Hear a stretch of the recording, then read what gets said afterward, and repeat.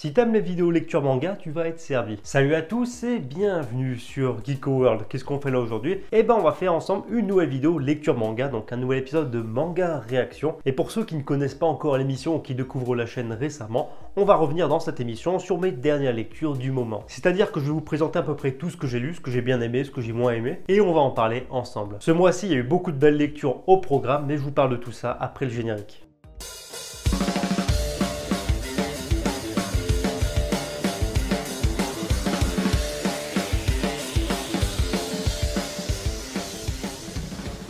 Avant d'aller plus loin, si c'est pas encore fait, je t'invite à lâcher un pouce bleu, ça aidera vraiment mon travail à être mis en avant sur YouTube, et ça c'est très important. C'est vrai qu'il y a beaucoup de monde qui comprend pas pourquoi je le demande en début de vidéo, mais c'est très important parce que ça m'offre de la visibilité. Et c'est en train de marcher depuis plusieurs semaines, donc un grand merci à vous. Et si c'est pas encore fait, je peux que vous inviter à vous abonner à la chaîne. Ici on parle d'actu manga, et un peu de lecture manga, mais c'est lié. Je tiens à préciser que cette vidéo sera divisée en deux parties. D'habitude, je fais une grosse vidéo qui dure minimum une demi-heure facile, voire 45 minutes. Cette fois, on va faire deux vidéos différentes, voilà. Ça sera peut-être un peu plus digeste, on verra. On commence avec une des lectures qui m'a le plus marqué récemment, My Hero Academia et son tome 23. De toute façon, comme d'habitude, vous inquiétez pas, si vous cherchez une review en particulier, je vous mets tous les liens dans la description. Il y aura un timecode, comme ça vous cliquez et vous allez directement à la review concernée. Que dire sur ce nouveau tome de My Hero Academia, tellement il y a de choses à dire. Alors premièrement, ce que j'ai bien aimé, c'est que ce premier tome commence en fait sur les révélations autour du pouvoir de Izuku et du One for All de façon générale. Et sans trop aller dans le détail, ces révélations, c'est que apparemment Izuku ne sera pas uniquement limité à la force brute comme il avait en fait avec le One for All, mais pourra bénéficier de l'alter de chacun des précédents utilisateurs du One for All, et ça c'est plutôt ouf. Bon, en vrai, le premier pouvoir qui nous est montré dans ce tome est pas forcément dingue, hein, franchement. Visuellement ça en jette, mais bon, c'est pas non plus le truc qui te met sur le cul en disant waouh, c'est totalement dingue. Je suis curieux de voir du coup tous les pouvoirs que Izuku va maîtriser à l'avenir dans le futur du manga. Au final, Izuku il va être overcheaté, c'est un truc de fou. Ce nouveau tome marque principalement la fin de l'arc qui était en cours, et ça c'est plutôt une bonne nouvelle parce que j'ai trouvé que l'arc était en dents de scie. Et quand je vous dis ça, c'est parce que pour moi l'arc avait du bon et du moins bon. C'était un arc principalement focus en fait sur des combats entre classes, et c'est vrai que j'étais lassé quand même de retourner sur un arc un peu scolaire comme ça, c'était un peu dommage, surtout après le masterclass qui était l'arc sur Endeavor. Mais il faut voir le positif malgré tout, c'est un arc qui nous a offert quand même de belles séquences avec certains combats beaucoup plus intéressants que d'autres. Je pense notamment au combat avec la team de Izuku tout simplement, ou par exemple le combat et l'affrontement avec la team autour de Shoto. Mais il faut pas oublier que voilà, c'est avant tout un arc de transition un petit peu qui est là pour nous montrer et nous exposer l'évolution des héros, leur montée en puissance, leur évolution, et même leur évolution d'un point de vue on va dire mental, d'un point de vue réflexion. Donc là-dessus c'est plutôt mission accomplie, même si c'était encore une fois un peu en montagne russe je trouve. Autre événement de transition exposé dans la première partie du volume, c'est tout simplement que enfin Shoto et Katsuki ont enfin leur licence, et j'ai vraiment trouvé la façon dont ça nous était amené dans le tome assez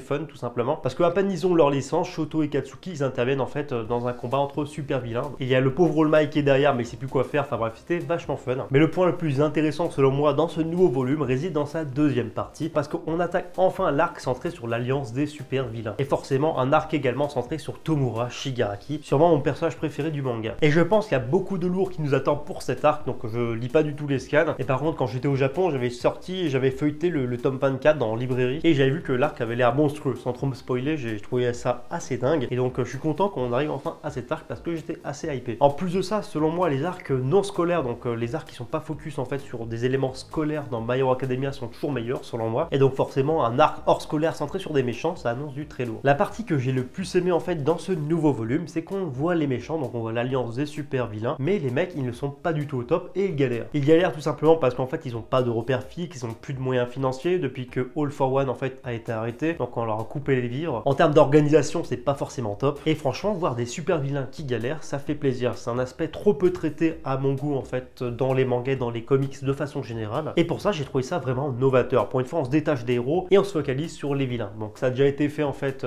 dans les comics par exemple, ce genre de choses, mais pas en les voyant galérer comme ça. Et d'ailleurs ce début d'arc est doublement intéressant parce qu'en fait il nous montre tout simplement que t'as beau être un gars monstrueux, t'as beau avoir une équipe de super vilains, sans ressources, si tu leur coupes les vivres en fait les mecs sont quand même un danger moindre que ce qu'ils étaient de base. Et l'autre élément très intéressant de ce nouveau tome, c'est qu'on commence à s'attacher à Tomura Shigaraki, qui est pourtant censé être le grand méchant, le bad guy, donc l'ultime bad guy de My Hero Academia. De base en fait au début My Hero Academia, Koei Horikoshi avait dit clairement qu'en fait il souhaitait pas que le lecteur s'attache aux méchants. Et c'est vrai qu'au début, quand tu voyais à chaque fois Tomura Shigaraki, il avait un côté un peu effrayant, tu voyais vraiment que c'était le bad guy. Et là j'ai vraiment l'impression depuis quelques temps que Koei Horikoshi démystifie un petit peu cette image. Et en fait en tant que lecteur on a un peu plus de sympathie par rapport à Tomura Shigaraki, qui est à mon point, ce qui est intéressant parce qu'au final ce qui fait que quand il y aura des affrontements entre Shigaraki et Izuku et sa bande, et ben en fait on sera un petit peu tiraillé entre les deux parties. Ça apportera beaucoup plus d'enjeux et de complexité à mon goût. Je trouve que ça sera intéressant. Mais par contre le point qui est négatif, c'est que je trouve que du coup je kiffe Shigaraki, mais je trouve qu'il est beaucoup moins, je trouve, charismatique, beaucoup moins effrayant. Enfin charismatique si, mais voilà, il a vraiment perdu un petit peu de sa superbe de super vilain. Où en fait avant, chaque fois que tu le voyais, donc c'était assez rare, mais tu voyais que c'était un mec un peu décérébré à qui manquait des cases tout simplement. Et je trouve que graphiquement parlant, à chacune de ses interventions, par exemple quand tu le voyais face à Overhaul, je trouvais qu'il avait vraiment un aspect effrayant. Et je trouve pour le coup qu'on s'attache au personnage de Shigaraki, ça fait perdre un petit peu de cette saveur effrayante, j'ai envie de dire. Donc c'est dommage d'après moi, mais je pense que l'auteur sait ce qu'il fait. Donc de toute façon, on verra bien. Alors il y en a beaucoup d'entre vous qui m'en ont parlé et je vous en parle enfin parce que j'ai pu acheter pendant le confinement le premier tome. Aujourd'hui on va parler de Todag, Tale of Demon and Gods, œuvre qui est de base un manhwa, ma prononciation n'est pas terrible mais bon, en gros un manga chinois et un webcomic, donc à savoir un webtoon, donc chinois encore une fois, mais que Nazca Édition a édité en volume relié. Et pour le coup franchement j'ai absolument rien à dire parce que l'édition est impeccable. J'ai été bluffé par la qualité d'impression, par la qualité de papier, etc. pour une maison d'édition aussi récente, j'ai envie de dire. Le seul truc qui m'a dérangé en fait sur cette adaptation en volume relié d'un webcomic, donc à savoir une œuvre qui est faite de base pour être lue uniquement en numérique, c'est juste en fait la police d'écriture choisie pour par exemple pour le dos de la couverture et là par exemple l'intérieur des pages tout simplement, pour le petit mot de l'auteur aussi. Je pense que c'est fait exprès, mais c'est le seul petit point négatif que j'ai vu dans l'édition, sinon franchement elle est parfaite. Alors il y a vraiment beaucoup de choses à dire sur Todag et j'aurais pas pensé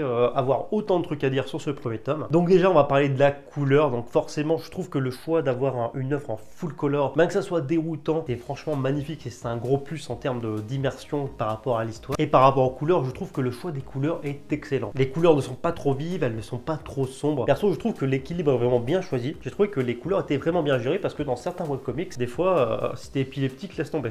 Déjà, premièrement, j'ai trouvé que Todag était une œuvre vraiment imprégnée de la culture chinoise. C'est-à-dire tout simplement que l'œuvre repose vraiment sur cet élément de cultiver le savoir. Donc, c'est-à-dire une œuvre vraiment centrée sur l'esprit, sur la connaissance, et c'est vraiment les éléments clés en fait de ce premier tome. Et franchement, tout ça, c'est des notions vraiment chinoises de base, très ancrées dans leur culture. Et j'ai trouvé ça vraiment bien dépaysant de lire une œuvre chinoise qui était vraiment imprégnée de cette culture chinoise. Donc franchement, ça faisait plaisir. Todag est un manhwa qui traite en fait de la différence, des différentes castes en fait sociales, des aptitudes des personnes à la naissance et celles qui n'en ont pas, par exemple. Ça parle vraiment voilà de ces déséquilibres entre personnes issues du même société. Mais bien heureusement, dans Todag, on retrouve une leçon qu'on avait trouvée par exemple dans certains shonen comme Naruto, c'est que rien n'est forcément défini à l'avance et que quelqu'un issu d'une caste inférieure peut évoluer, peut se transcender, contrairement aux idées préreçues. Pour ce manga, je pense qu'on peut le qualifier de isekai, donc c'est-à-dire le fait qu'un personnage, donc le personnage principal, se réincarne dans un autre monde ou alors se réincarne quelque part de façon générale. Et là, ce que j'ai bien aimé, c'est que le personnage de Nieli, je sais pas si je prononce correctement son nom, donc le personnage que vous voyez sur la couverture, est mort en tant qu'adulte. Donc on voit sa version adulte sur la couverture et en tant qu'adulte, en fait, c'était plutôt un guerrier assez puissant qui maîtrisait beaucoup de choses en termes de magie, d'artefacts, etc.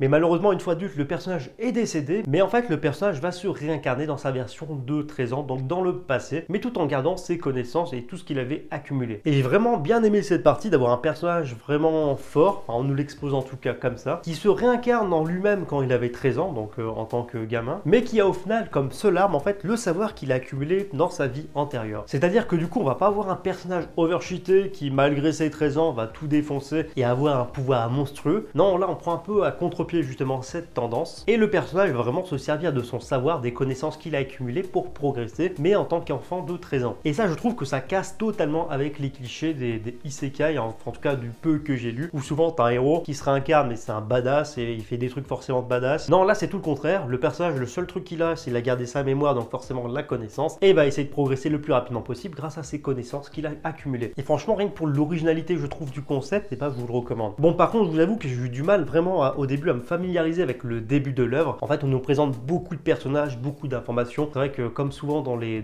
webtoons, t'as beaucoup de trucs à accumuler par rapport à l'univers, les contextes, etc. Et dans ce premier tome, je vous avoue que comme c'est très centré sur la connaissance, sur l'évolution méthodique des personnages, il y a vraiment très peu d'éléments grandioses comme on pourrait le retrouver dans d'autres isekai. Mais paradoxalement, bien qu'il se passe pas des trucs de ouf en fait dans ce premier tome, je trouve que c'est c'est extrêmement prenant. Tu tournes des pages en fait en essayant de savoir comment Nie va évoluer, Nieli pardon, et c'est vraiment méga intéressant. La relation entre le héros et les personnages secondaires en fait, qui forment un peu un groupe, une bande, je trouve que ça fonctionne parfaitement et le tout franchement est sublimé par les dessins. Mais bon, il y a quand même quelques trucs qui m'ont dérangé dans ce premier tome. J'ai trouvé que les dessins parfois chibi SD sur certaines cases ou sur certaines planches, il y avait quelques problèmes de proportion, j'ai trouvé ça dommage. Et j'ai trouvé que parfois les dessins sur certaines cases ou certaines planches, ou des fois d'une page à une autre, étaient parfois inégaux. Des fois tu as le personnage de Nieli qui est plutôt bien fait, qui est vraiment très précis je trouve en termes de dessin tout ça. Et parfois on va sauter une case où c'est très approximatif, enfin je trouve que voilà, des fois c'est inégal. Mais si on peut trouver une justification à tout ça, je pense que c'est principalement dû au format webcomics, qui est un format que tu lis sur téléphone normalement de base, en tout cas en Corée, au Japon, en Chine,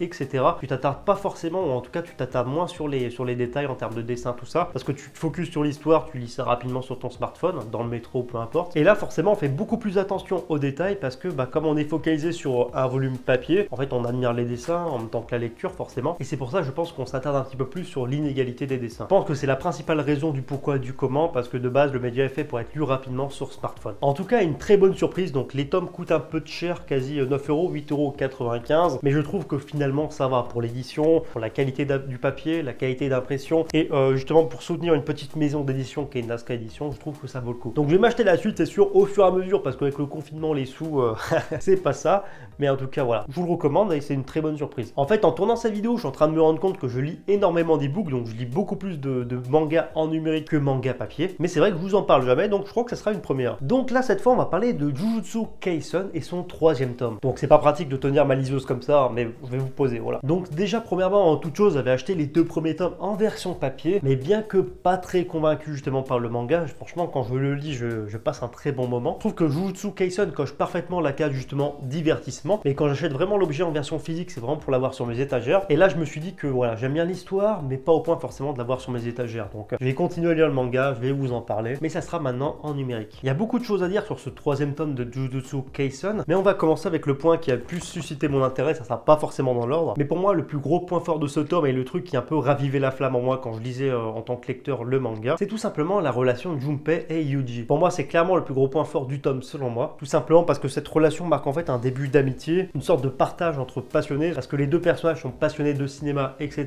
et les deux échangent ensemble, et pour le coup on assiste vraiment au début de la création d'une relation d'amitié, même si c'est un peu rapidement mené je trouve. J'ai trouvé ça plutôt bien amené, et ce principalement dû au fait que le personnage de Junpei pour moi est un personnage hyper intéressant. C'est un mec torturé qui a plus vraiment foi en l'être humain, mais qui au final reste dans le fond un mec bien. Mais malheureusement le personnage de Junpei va croiser la route du bad guys en fait de ce tome, donc Mahito. Il va un petit peu pervertir et entraîner le personnage au mal et le conduire un peu au ténèbres. Donc, il va vraiment le tirer par le bas. Mais quand Junpei va en fait rencontrer Yuji, mais un peu celui d'amitié avec lui, en fait Yuji va un peu plus le tirer vers le haut et le ramener un peu plus vers la lumière. Et j'ai trouvé justement que ce personnage tiré entre l'ombre et la lumière, c'était super intéressant. Pour moi c'est clairement un des personnages les plus intéressants du manga, parce que le personnage n'est ni blanc ni noir. Le personnage est un petit peu dans une zone un peu floue, et c'est ça que j'ai aimé. En plus de ça, le personnage a le droit à du background, à du développement. Donc voilà, c'est assez rapide, mais je trouve que voilà, ça aide vraiment à donner de l'épaisseur à ce personnage, à ce qu'on s'y attache. En plus de ça, on voit sa mère, on voit comment il vit en famille, etc. Et forcément, quand il arrive du mal au personnage, t'es pas bien. Parce qu'au final, ce personnage de Junpei qui est introduit dans ce tome, en fait, le seul truc qui le raccroche un petit peu à la lumière et qui le permet de pas sombrer totalement, c'est tout simplement sa mère. Et forcément, quand il se fait piéger par Mahito et que sa mère malheureusement décède à cause justement du piège qui s'est refermé sur lui, le personnage bascule un peu plus vers l'ombre, et c'est ça que j'ai trouvé vraiment fou, parce que le mec perd tout simplement le seul élément qui le maintenait en tant que personne lumineuse. J'ai l'impression de parler de Star Wars depuis tout à l'heure, c'est terrible. Et ensuite vient la fin du manga où en fait ça marque une véritable cassure, une véritable scission entre Yuji et Junpei, et perso je suis curieux de voir ça. Alors est-ce que Junpei va passer au fait du côté des méchants? Est-ce que il va revenir du côté on va dire des gentils et intégrer l'école de Tokyo avec Yuji? Est-ce que justement cet affrontement à cause d'un début d'amitié va mettre un peu plus à mal psychologiquement Yuji pour que Sukuna finalement prenne l'ascendant? Franchement je suis curieux de voir ce que ça donne. Donc pour le coup je peux vous dire que cette fin de tome 3 m'a vraiment hypé, et voilà, je suis curieux d'avoir la suite. Il y a un autre élément vraiment positif que j'ai aimé dans ce tome, c'est le nouveau personnage. J'ai totalement zappé son nom, bien sûr je l'ai pas écrit sur mes notes, mais c'est le professeur qui accompagne en fait Yuji dans ce tome, et même dans son attitude, dans sa manière de combattre, tout ça, j'ai trouvé ça vraiment intéressant. Et même visuellement en termes de chara design, je trouve que voilà, le fait qu'il ait ses petites lunettes, ses cheveux en arrière, et puis le mec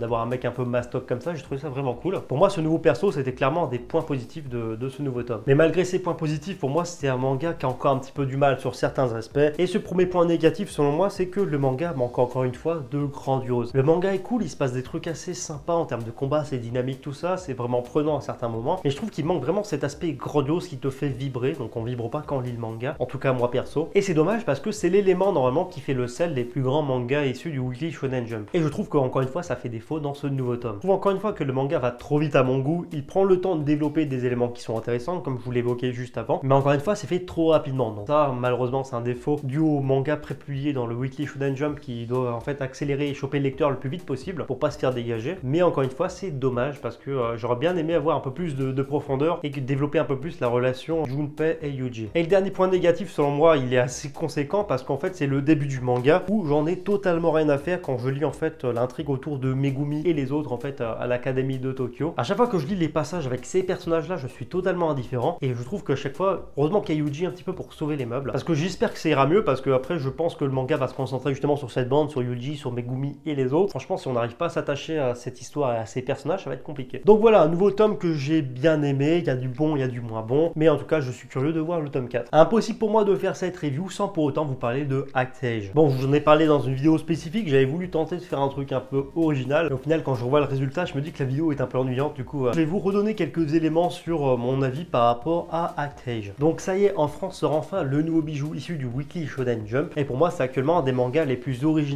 du magazine avec Chainsaw Man. C'est un manga, vous le savez, qui traite de l'acting, en fait du fait d'incarner justement un personnage autre que sa personnalité, de jouer la comédie, et un manga qui est d'ailleurs une véritable déclaration d'amour au milieu du cinéma et à l'univers du cinéma. Et franchement c'est un must si t'es fan de cinéma, si t'es fan d'acteurs, etc. et que t'aimes les mangas. Donc l'histoire nous entraîne auprès de Kei Yonagi, une jeune fille qui rêve de devenir actrice. Elle a un potentiel monstre et maîtrise en fait sur un truc qui s'appelle la méthode Stanislavski, qui lui permet en fait justement en se focalisant sur ses émotions passées, donc des émotions qu'elle a déjà connues, d'incarner de façon réaliste un rôle. Mais malheureusement lors de son premier casting organisé par Stars, elle va être refoulée parce que la directrice de Stars va juger qu'en fait justement c'est dangereux en fait mentalement d'incarner aussi profondément un personnage autre que sa personnalité. Mais Kei Yonagi va taper dans l'œil de Sumiji Kuroyama, un célèbre réalisateur méconnu au Japon mais connu à travers le monde entier, qui va la prendre sous son aile afin de faire de elle une actrice, une grande actrice qui pourra jouer dans son film, donc un film apparemment qu'il a depuis des années en tête. Donc je vais essayer d'être bref parce que c'est vrai que je vous ai déjà fait plusieurs vidéos là-dessus, mais je trouve que Kei Yonagi est le personnage le plus intéressant de ACT-AGE. Et quand je vous parle de personnage intéressant, c'est tout simplement la complexité autour du personnage. En fait tu vois clairement que Kei Yonagi c'est une bonne personne, en fait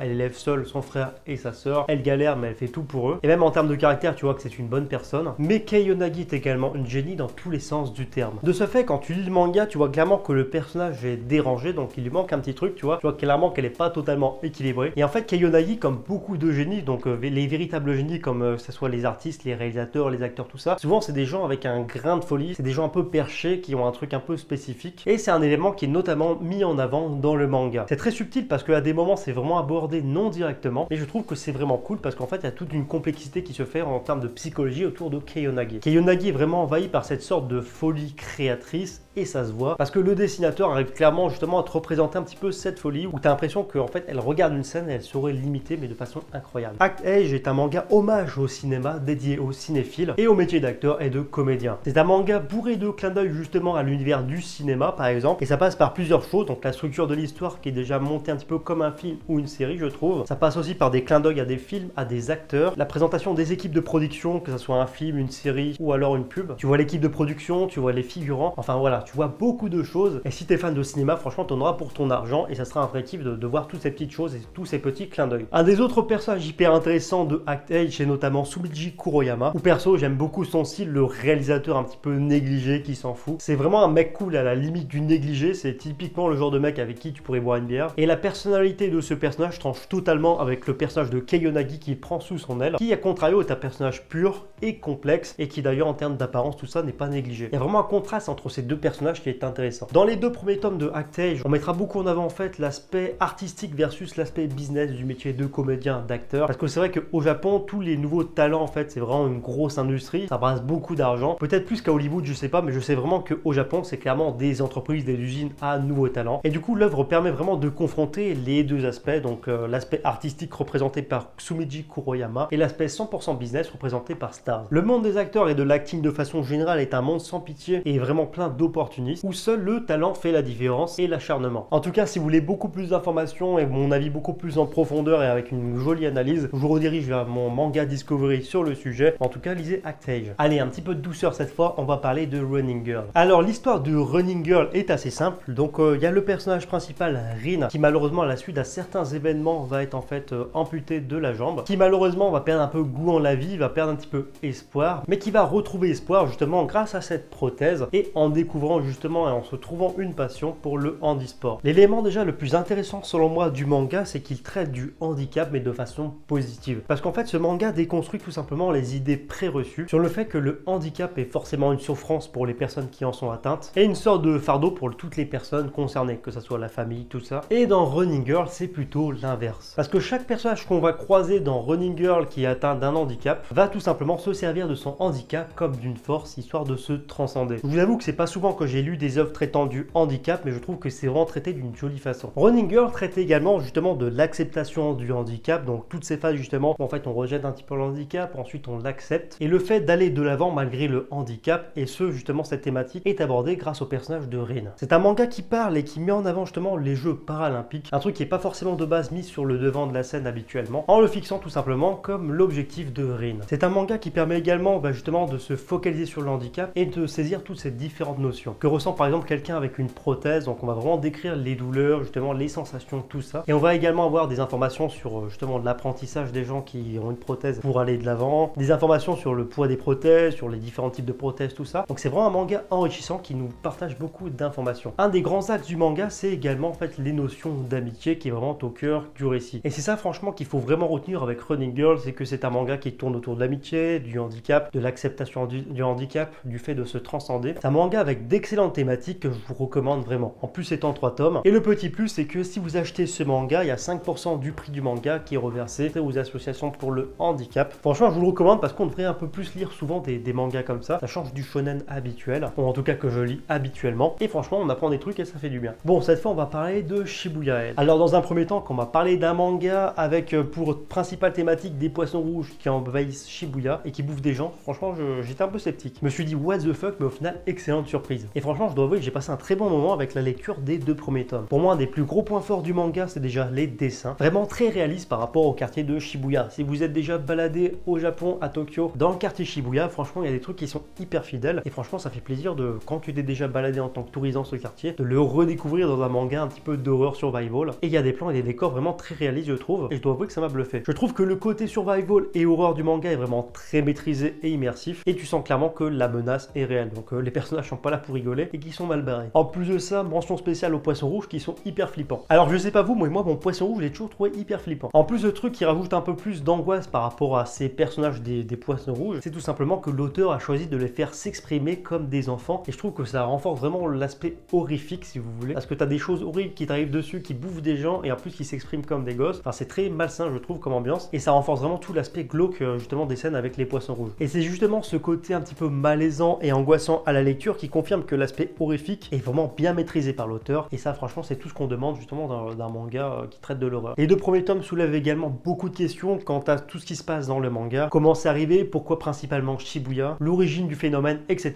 Et ces 2 premiers tomes posent vraiment les bases justement de toutes ces questions. Bref, en tout cas, pour l'originalité du concept et puis justement pour flipper devant des poissons rouges, ça vaut le coup. C'est un manga aussi qui a pour thématique la vraie facette de l'humanité, la vraie facette des hommes avec un grand H. Et cette thématique, c'est notamment que c'est en enfer, c'est quand c'est le bordel et c'est quand tout part en sucette que tu vois la vraie facette des personnes. Je trouve que c'est un point très intéressant mais trop vite survolé, c'est dommage parce que c'est survolé dans le premier tome, mais ensuite on n'en parle plus trop dans la suite. Un des trucs que j'ai bien aimé, c'est que les 2 tomes en fait sont divisés, si vous voulez, en 2 saisons. Donc le premier tome correspond à la saison 1 et le deuxième tome correspond à la saison 2. Un des autres éléments scénaristiques que j'ai vraiment apprécié et qui m'a surpris, c'est que dans le tome 1, on se focalise vraiment sur le personnage de Hajime Tsukiyoda, qui est en fait un adolescent cinéphile, et le personnage de Arisa, qui est une idole en devenir. Et ce qui est vraiment intéressant, c'est que ces 2 personnages principaux dans le premier tome deviennent des personnages un peu plus secondaires dans le tome 2. Ou par exemple, en fait, si vous voulez, dans le deuxième tome, les héros sont d'autres personnages. Donc déjà, on a le furet de Shibuya, et on a les personnages de Aki de Halo. Et le fait justement de changer d'équipe et de personnages principaux, ça a un gros intérêt. C'est que ça permet justement de découvrir le drame de Shibuya sous différents angles, sous différentes facettes et avec différents événements, avant justement que l'histoire s'entrecroise. Parce que tout simplement, les héros qui sont développés dans le premier tome, et ensuite les héros qui sont développés dans le tome 2, si vous voulez, au bout d'un moment, ils vont se rejoindre s'éteindre, et ce qui fait que toutes leurs histoires vont s'entrecouper et on aura vraiment vécu toute l'histoire sous différentes scènes, sous différents angles, et franchement c'était hyper intéressant. Je trouve que d'autres mangas devraient vraiment s'inspirer justement de cette façon de faire, parce que franchement je trouve que ça apporte un petit plus par rapport à l'histoire. En tout cas c'est très surprenant, c'est what the fuck, mais je vous le recommande. Et on va donc conclure cette vidéo review avec l'analyse du 10e tome de Dr Stone. Bon, j'ai beaucoup de choses à dire sur ce nouveau tome, mais bon, comme j'ai un timing serré, faut pas que la vidéo dure 30 minutes et là qu'on est tout juste, allez, on va essayer de se caler ça en 3 minutes chrono. Alors ce 10e tome de Dr Stone marque en fait la fin du premier arc du manga, la Stone War, et entame donc un tout nouvel arc intitulé l'arc de l'exploration, ainsi que l'arc des origines de la pétrification, donc ce phénomène qui arrivait à peu près partout sur la planète, à travers un tout nouvel arc qui s'annonce absolument prenant. Un des autres éléments que j'ai vraiment adoré dans ce nouveau tome, c'est que ce nouvel arc marque vraiment le point d'orgue, donc c'est-à-dire l'apogée, le point culminant de la relation entre Senku et Tsukasa. Ce tome est vraiment marqué par l'aboutissement de cette relation, qui passe en fait du statut de relation d'ennemis, donc de rivaux, à amis, et ça franchement ça fait plaisir. Parce que moi je suis toujours un peu très fan de ce genre de relation où tu as deux ennemis qui s'affrontent et au bout d'un moment l'ennemi passe du côté des gentils pour former une alliance assez grandiose. On a vu ça dans plusieurs mangas, dans Dragon Ball, dans Naruto, enfin dans plein de trucs. Et pour le coup c'est cool qu'on ait la même chose avec Dr Stone. En plus j'ai trouvé que comme les personnages ont collaboré dans ce tome, j'ai trouvé que leur relation est extrêmement complémentaire, c'est-à-dire que Senku représente l'intelligence et Tsukasa la force brute, et ça nous a permis du coup d'avoir des scènes assez grandioses, j'ai envie de dire. J'ai également trouvé que c'était une bonne idée de pas tuer Tsukasa, on aurait pu tomber dans la facilité ce qui meurt, et au final non. Finalement Tsukasa est cryogénisé et ça nous permet également d'enchaîner du coup et d'amorcer un tout nouvel arc qui va donc permettre de sauver Tsukasa. Et ça c'est vraiment cool qu'en fait l'élément déclencheur du nouvel arc, ça soit le sauvetage de l'ancien ennemi. Je sais que c'est un peu facile, mais voilà, scénaristiquement je trouve que ça a été mené d'une main de maître. Senku et ses amis vont donc partir à la recherche des origines et du secret de la pétrification, un des plus grands mystères du manga. Ce qui est bien avec ce tout nouvel arc qui nous est amorcé, c'est que bien qu'on voit pas grand chose encore dans ce 10e tome, je trouve que le manga du coup prend une tournure un petit peu exploration, voyage, aventure qu'il n'avait pas forcément avant. Parce que nos personnages ils vont devoir traverser vraiment le monde, les océans, afin de trouver le secret de la pétrification et justement de pouvoir sauver Tsukasa. Ce nouveau tome introduit également un nouveau personnage qu'on voit sur la couverture, à savoir notamment, j'ai pas retenu son nom, mais c'est Ryusui, le personnage en fait un peu avec un chapeau de pirate qu'on voit juste là, qui sera donc le navigateur et un personnage très important dans ce nouvel arc. En termes d'un petit peu de sous-lecture et d'éléments indirects qui étaient intéressants dans ce nouveau tome, c'est par exemple le concept d'argent qui est introduit dans Dr Stone. Dans Dr Stone, on a affaire à une civilisation qui se reconstruit, qui repart de zéro et où l'argent n'existait plus, et en fait on réintroduit un peu cette notion. Donc c'est fait avec un ressort comique, mais j'ai trouvé que voilà, tout ce que ça apportait justement autour de cette notion était assez intéressant. Et encore une fois, bien que ça soit un ressort comique, ça soulève des trucs assez intéressants, comme par exemple ça soulève la question quant à la réelle valeur de l'argent, d'où provient véritablement cette valeur. Ça nous donne également quelques billes quant à la véritable valeur de l'argent, son appréhension, parce qu'au final c'est juste des tas de billets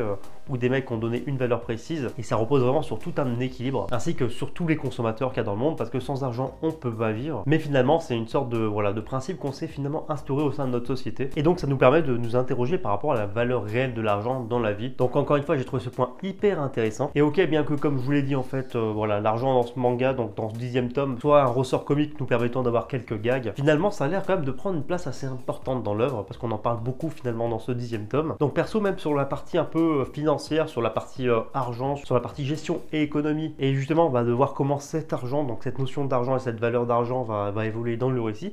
Je suis assez curieux. Donc franchement pour moi c'est toujours un kiff de lire Dr Stone, et franchement si vous ne lisez pas encore le manga, lisez-le. Enfin bref, en tout cas c'est tout pour cette vidéo. J'espère vraiment que cette vidéo manga réaction vous a plu. Ça ne devait pas faire 30 minutes, je crois que ça va faire 30 minutes malheureusement. Et pour rappel, pour le mois de juin, cette émission est divisée en deux parties. À la prochaine partie, il y a beaucoup de lourds qui arrivent. Il y aura du One Piece, il y aura du Demon Slayer, on parlera de Orient Samurai Quest, l'attaque des titans si je gère bien normalement, Tokyo Revengers, enfin de plein de trucs assez lourds. Et si franchement vous voulez pas louper ça, je vous invite à faire une chose, c'est vous abonner, comme ça vous aurez la notif directement. Et sur ce, je vous dis à bientôt pour la deuxième partie.